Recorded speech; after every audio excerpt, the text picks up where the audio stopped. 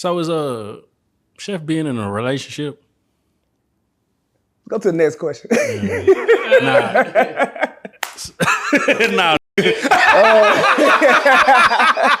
Nah.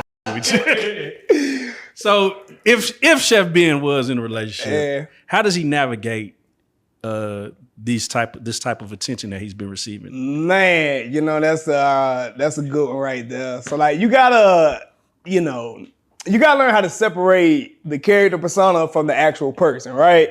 And like I tell people all the time, I say, I'm not Chef Benjamin 24/7 every single day like that. Like the chef code does come out, right? So I gotta revert back to like the actual the person at that point. But like even me just in general, like bro, like I'm so down to earth and laid back, you know what I'm saying? Like outside of all this stuff. So man. Chef Ben is a character for entertainment purposes mostly. For entertainment purposes mostly, yeah. Last time we talked about just a lot of myriad things about cooking, right? And we talked about the food trucks and shit like that. From your perspective, man, like I'm just gonna throw a question out there, right? Sure. We had Lil Kiki come on the platform, right? And we have this Houston versus Dallas thing going on. We got, I don't know if you ever tasted Rudy's, and I don't know if you ever tasted Frenchie's. But if you were to guess, who would you say has the best chicken, Rudy's or Frenchie's? Damn, man. Rudy's or Frenchie's, man. I've been out here in Dallas for like 5 years now. I ain't gonna lie to you, bro. I done been to damn Rudy's like one time. Yeah. It was all right. Now, the chef. You did. You did. I'll be honest with you, man. Yeah.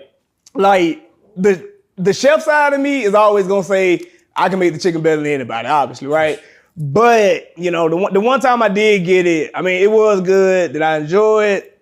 Overall, I probably gave Rudy's maybe like a strong 8.9. It wasn't bad. What would you have added? What would you taken away? What kind of twist would you put on it? I think it was like the seasoning salt. You know what I'm saying? I felt like it was like a little too heavy for a little bit. But see, like as a shell bird, like we got so many other different seasons now. You know what I'm saying? So we got like chicken like rubs that, you know what I'm saying, we can make and stuff like that to like eliminate the high level of the sodium compared to like seasoning salt. Man, you know what's so crazy about that? There's certain chicken spots in the city, you go somewhere, they charge you for that seasoned salt. So thank you. Thank you, Rudy. Yeah. What do you think about like independent chefs or I don't know, Culinary that just overcharge niggas? Like it'd be like the oxtail plate be $78, and they give you like a shot. They don't even give you a real drink. They give you off-brand drink. Man, I've heard so many horror stories about that stuff, right? Because like I feel like a lot of chefs now, I tell people this all the time, right? If you look at like the private chef market in let's just say just like the DFW in general, right? Dog, if you were to name your like top 5 private chefs in the DFW, I mean, shit, like who would you really rank that as? You know what I'm saying? Because like it's so many of us like just trying to compete for the same thing, Right. And I tell people all the time, like, you gotta look at it from my standpoint now, right? Like, if you really think about it, dog, like I'm probably one of the biggest private chefs, like damn near in the DFW, right? So when you look at it like that, it's just, I know that's been doing culinary for like 6 months, right? Trying to charge $4,000, $5,000, $6,000, $7,000. I'm like, dog, like, them folks ain't finna pay you that, man, for no burnt ass macaroni and overcooked, you know what I'm saying, chicken but so many of them get into culinary now and like they see how profitable like the market really is, right? And they'll just be like, well, damn, man, if a Chef Benjamin can charge, $7,000, $8,000, $9,000, hell, I can do the same thing. No, you can't, because your culinary background and my culinary background, that shit is 2 different things. You get what I'm saying? And dog, like, I've heard thousands and thousands of horror stories from like, from my clients or, just like potential clients that'll say that, well, man, Chef Benjamin, I went to go get with this other chef. He scammed me out the money. I booked this other chef. The mac and cheese was oily. You know what I'm saying? The collard greens were just like nasty. Like the chicken, it was still undercooked. And I'm like, damn, bro, like y'all opening up out here like for the real chefs that really do this. You know what I'm saying? So, bro, like that's a real thing.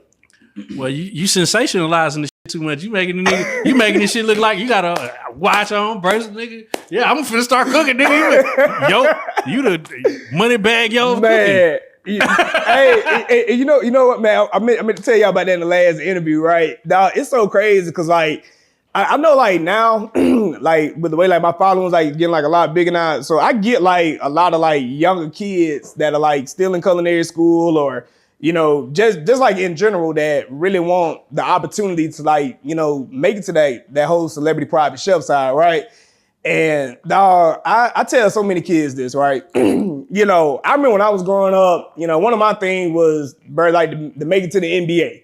Obviously, nigga, I ain't 6'4", I ain't 6'6", I ain't 270, 280. You know what I'm saying?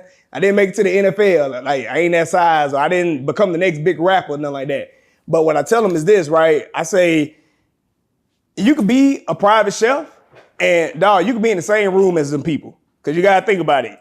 NFL players, they got to eat. NBA players, they got to eat. The rappers, they always look for good food. So that's just always a thing right there, man. It's just, bro, culinary is... It's a lifelong skill. Like, man, I'm be able to do this for the rest of my life.